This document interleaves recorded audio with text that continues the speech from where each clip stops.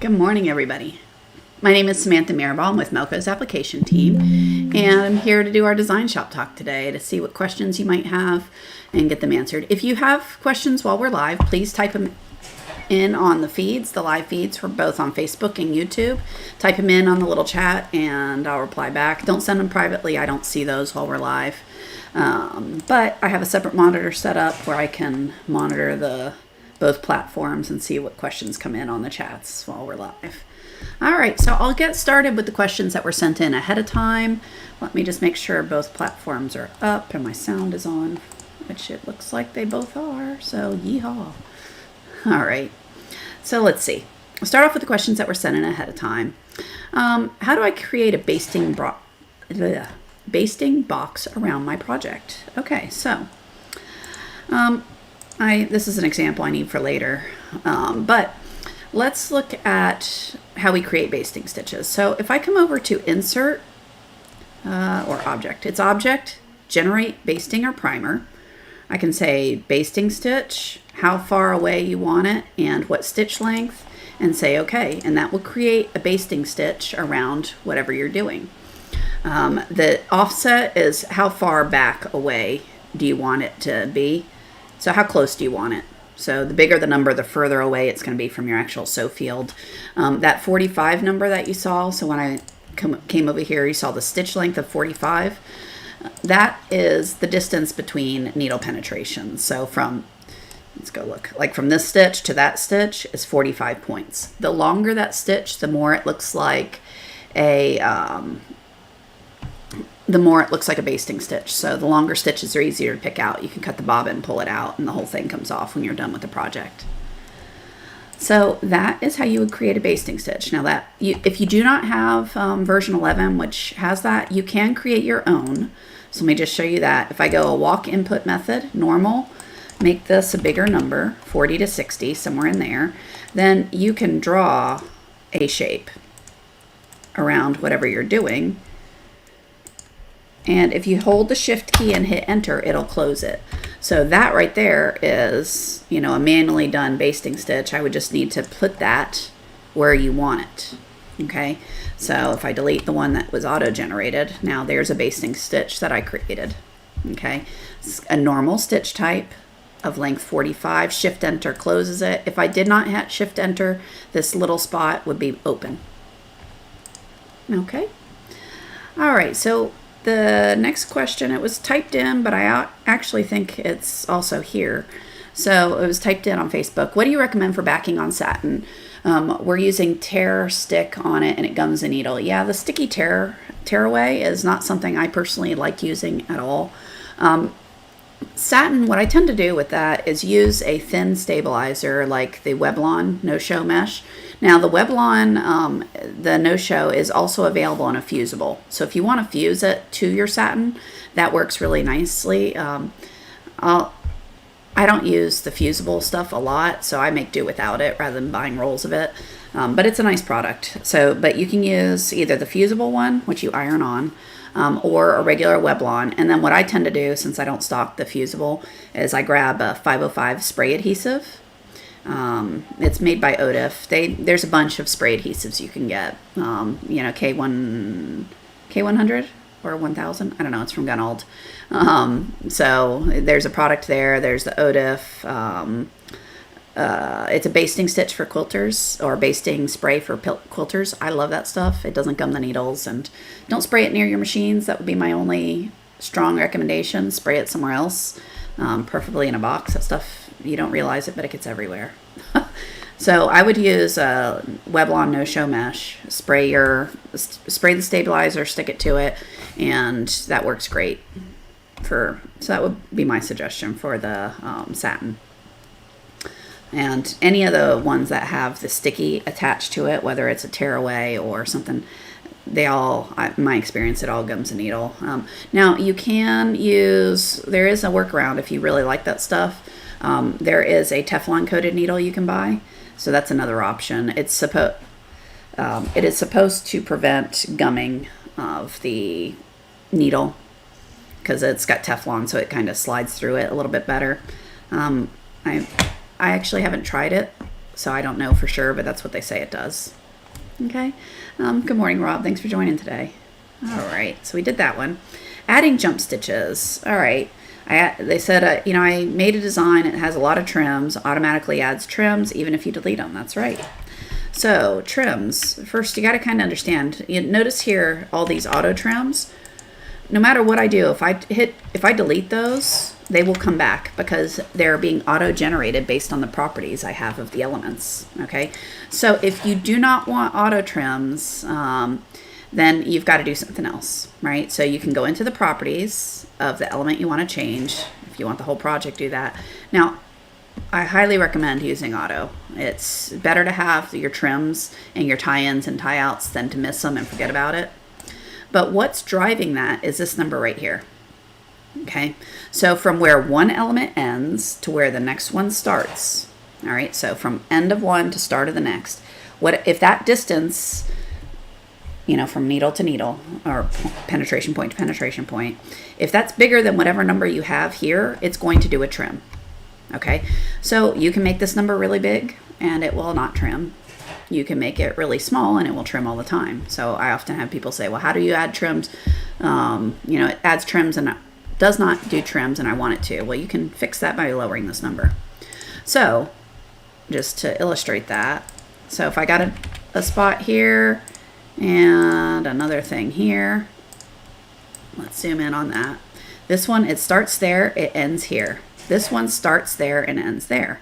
All right, so if I update let's move them next to each other. If I update my auto trims, which is this button right here, you'll see it put a trim in there. Now, if you want that gone, you have to modify the properties to make this big, or you can program in jumps, right? So that was your original question, is how do you do a jump? Well, a jump is under this walk tool right here. So if you hold down the walk input, you'll see there's the walk and there's a vector, but the walk, if I click on that, there's a drop down of type jump. So walk type jump. So from there to there, you'll notice it when it's in 3D, it looks like it's not there.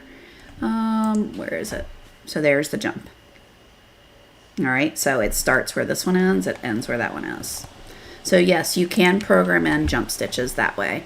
You can change the properties and that would deal with your auto trim issue. Okay, Lisa, hopefully that helps. All right, what other questions do we have? We talked about the satin.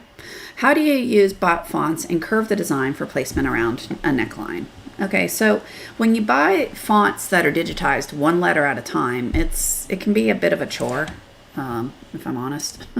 So what I always do is I take a picture and I grab my cell phone, hold it straight down over the garment and snap a picture. Then I bring that picture into DesignShop using insert file. Okay, so from there, what do? I also make sure there's a scale in the picture. What I mean by scale, a ruler or something I have for reference, so I can scale it until I measure across whatever my known length item is and go, okay, that's an inch. It's an inch, so it's sized the correct size. Now I can use this vector tool right here. So if I hold this down, there's the walk input, that's digitizing. Then you got a vector. I can trace the curve of the neckline. So I'm just going to draw a curve. And let's pretend that's the curve of the neckline. Okay. So from there, now I can insert my letters one at a time, and I've got art to reference it against. So if I come over to, come on, wake up. I did not reboot my computer. I guess I should have, because I usually do before. All right, well, it's thinking about that. Let me go find my designs. Go away. Yeah. All right, so let's see. Things I've bought. Where are things I've bought? Right there. Things I've bought, fonts. Where are fonts? There. These are that one I can't use. It's in a format. That one I can use. Okay. So you'd bring them in one at a time and place them along that curve. New. So draw my vector. So there's my neckline. Let's zoom out. All right, there. So now I can take my letter, click, rotate, and place it wherever I want along there. So if it's going to go on the ins or on the outside. And you would just insert your lettering and move it around using that as a reference to make sure it matches. Okay, so that's what I always do. I trace the garment just using the vector and then use that as reference. Now, if you bring it in one-to-one and you want to leave the art and just lay it on the shirt, that's cool too. You don't have to actually trace it. I just tend to delete pictures out of files once I get the vector art driven put in because it's less distraction for me to look at. Okay, what else do we have? All right, so for working with large banners, I think I covered that last week. Do I sew it center out or left to right? When you're talking about a 6-foot thing, I'll be honest, I literally go from one side to the other. You can go center out, but that makes the digitizing a little bit more interesting of setting up your alignment points. So it adds a level of complexity to it of trying to figure out how to make sure it's all lined up. Since you're hooping multiple times and moving around, within one hoop, I do center out. But when I go to do the next hooping, I always just move over. So I start on the one side, which for me, I go how we read. I start on the left and I just click my way across until I'm done.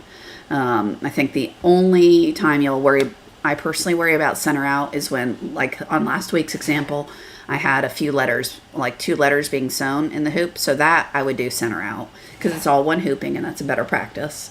But when I go to the next hooping, I just move it over and keep going. Okay.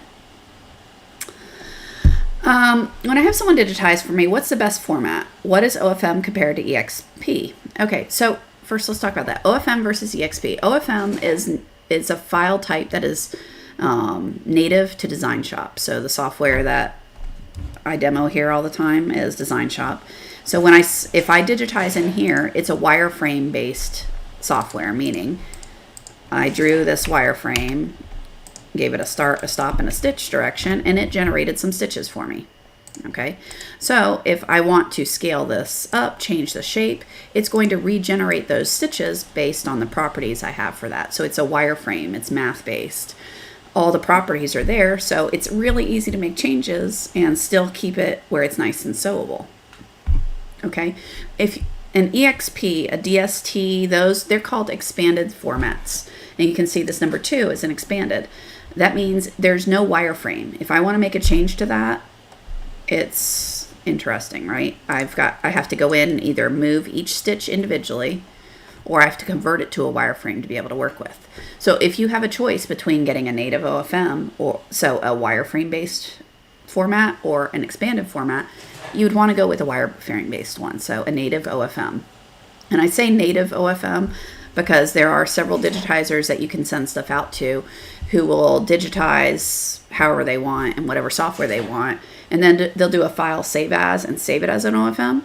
And when you open the OFM file, it's actually a bunch of expanded elements and it's not wireframe based because they did it in a different software. Okay, so your native OFM is going to be the smartest, if you will, of holding its properties together and allowing you to make changes quickly, efficiently, and easily. Okay, your expanded format types are going to be they're literally just a list of needle penetrations, so how the machine moves, right? You can actually see that here. It's got these jumps programmed in, and then this is a coordinate of a stitch. Each stitch, make that stitch, then go to this location, make that stitch. And it walks through, it has color changes. Depending on the different formats, some of them save color information. For instance, your Jeff, your HUS. The OFMs, of course, save color information. The art files save color information. But your kind of basic expanded formats, your EXPs, your DSTs, no color information is stored in there. So when you open them, they come up. When you open an EXP file or a DST file, it'll come up in crazy colors. That's because the thread colors aren't saved in the file. You have to tell it what colors it's going to be manually. We did get you a link on the different type of elements, expanded versus wireframe, so you can look at those as well. Okay. But that's, what was the question now that I rambled? Best format, native OFM would be my first, and then EXP or DST are tried and true. Honestly, I use whatever I can get. So I'll use Jeff files one day, Hus files another. When I buy stuff, I tend to buy formats when I buy them, ones that save color information in it. But even so, they don't always have the correct colors in it. So it's still like, why bother? So anyway, yeah. Okay, I want to know what's being called a ripple similar to this. So what you're asking is, how do you do this type of design right here? Okay, so that is just a fill with the curved stitch directions. That's all that is. So can I get to it? Of course not. All right, open. Let's see if I can find it.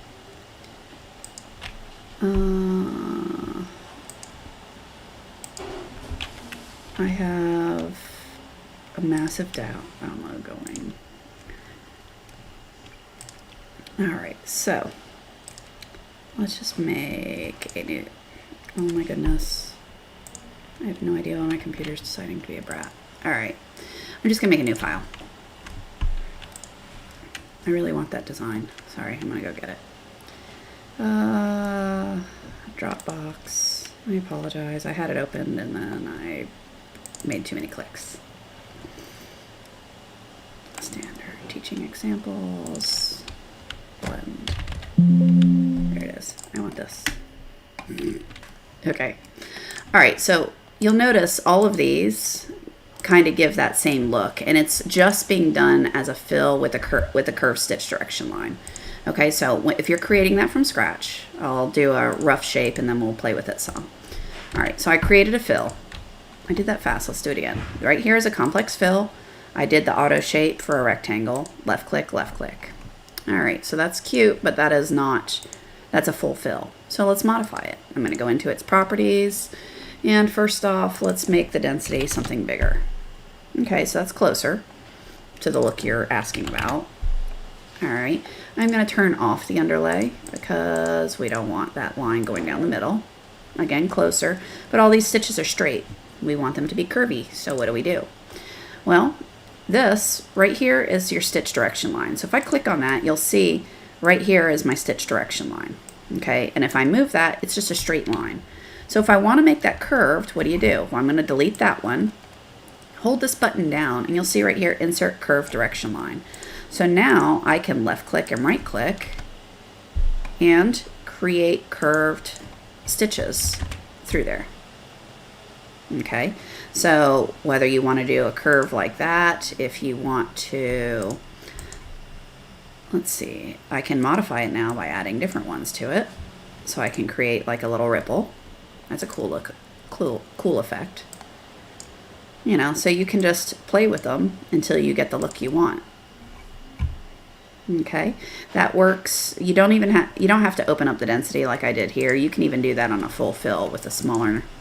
So let's make this 4, and you'll see it'll even fill it that way. But what you were asking about was the wider type stitches, so that's why I made the density larger. Okay, and you can see you can use that to make pretty fun designs, right? So each of these, I was trying to do like a see-through ribbon. So it's a fill with a stitch direction to give it the direction, and then it's different layers on top of each other, changing the stitch directions to make it look like it's that stacked ribbon type look. Okay, but that's all there is to it. You draw your shape, so use a complex fill, draw whatever shape it is you want. You hit enter because we don't have a hole, give it a start, a stop. And if you want to give it a stitch direction now, you can hold this, that's curved, hold this button down, go to curved stitch direction, and I can give it a curved stitch direction. Change its density to something bigger, and you can actually see it. You can see it's curved along there. Okay? And that's how you would create, you know, those ripples, that ripple effect. Now, remember, not only do you have that available to you, but you also have all these fun little decorative stitches. So if I do a fill, I can do my own, or I can come in here and go to a properties, tell it instead of a fill, make it a decorative, and then circles. You can, give it pick different designs. You can create your own designs. You can modify these, things like that. So you can do all kinds of really fun open fills by either using your stitch direction line to create your own. You can create your own decoratives. I'm pretty sure I talk about decoratives every week. Sorry, I really love them. So, yeah. All right. Does that help? What other questions do we have? Okay, so the ripple, we talked about that. Karate belts, I've been asked to embroider on some. I know where you asked this question. I did post a link for you. We've got actually an hour-long video that Mike and Scott, I think, did a while back. It's titled Embroidering Thick Materials, I believe is the name of the video. They actually show and talk about embroidering karate belts. So I would recommend watching that and see what you think there. It really is a matter of upping your active feed, picking your presser foot up and going. All right, but check that video out. They do a nice job with it. So those were the questions I had ahead of time. What other questions do you have? I'm going to look through the chats and see if I missed anything. Doesn't look like it. All right. So what other questions might you have? Yay. That was easier than you thought. Awesome. Yeah, let us know what you want to learn about. I hope these are helpful for you. Yeah, we got you the presentation on thick garments, so there's a link for you to check that out. I guess that's it. We've got, I know it's a holiday weekend. I know the kids are off on Monday. What else do we have? Tomorrow I'm going to go try not to get burnt. Standing out by the river, watching a few hundred children race their rowboats down the river. So that should be fun. I get to direct traffic on the launch, which is always exciting when you have middle schoolers throwing boats in the water. That's kind of scary. It's terrifying, actually, but, All right. Well, you guys have a fantastic weekend. I will be back next week. Remember to type in your questions. I post them. Is there a link for sewing on veils? I don't know that there's a link for sewing on veils. I'm trying to think. That's kind of like sewing on tulle. The key to that is to make sure you've got designs. What I would recommend is doing designs that are designed around freestanding lace. That way you know it's going to hold together nicely on the veil. And then when you hoop it, use a water-soluble stabilizer like Vilene. I think it's a cut and wash by Madeira, I think is what their version of the Vilene. Vilene's just a generic term for that. But yeah, I would digitize it. Your mountains on a veil. You're talking about like a wedding veil? Or valise veil. I assume a wedding veil. So, mountains, I would get it digitized specifically for freestanding lace. And that way you don't really have to worry about all the gaps in the material itself. And it's always wise before sewing on someone's expensive veil I would recommend grabbing some tulle from Joann's and testing it out on that just to make sure when you wash the stabilizer away, the design is holds up how you expect. But yeah, freestanding lace designs are great because they're designed to hold up without material left. It's just thread when it's all said and done. So when you put that on a tulle or something really open and airy like that, it's not going to fall apart. It's going to stay together. Okay. All right, y'all. Have a fabulous weekend. I will be back next week. I am aiming for Friday next week. So it'll be another Friday. All right, y'all. I will talk to you then. Have fun sewing and let us know what you want to learn about, and we'll try to work that up. Thanks, guys. Bye, everyone. Maybe if I can figure out how to stop this. Where'd it go? Bye.